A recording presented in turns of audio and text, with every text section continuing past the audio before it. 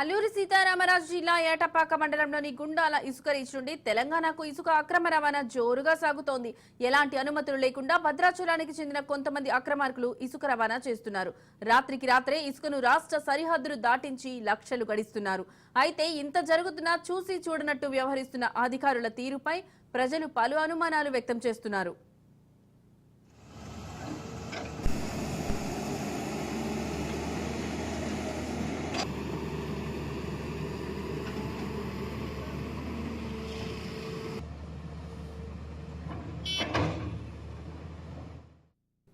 ఏపీలోని వ్యక్తుల ఆధార్ కార్డులతో ఇసుకను కొనుగోలు చేసినట్టు చూపుతూ గుండాల రీచ్ నుండి భద్రాచలానికి ఇసుకను అక్రమంగా రవాణా చేస్తున్నారు.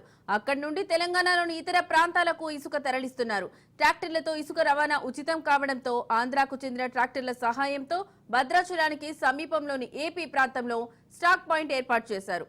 స్టాక్ పాయింట్ లో నిల్వ ఉంచిన ఇసుకను రాత్రి వేళల్లో అమ్మకాలు చేస్తూ కాసులు దండుకుంటున్నారు. దీంతో అక్రమ రవాణాపై చర్యలు చేపట్టాలని స్థానిక ప్రజలు కోరుతున్నారు.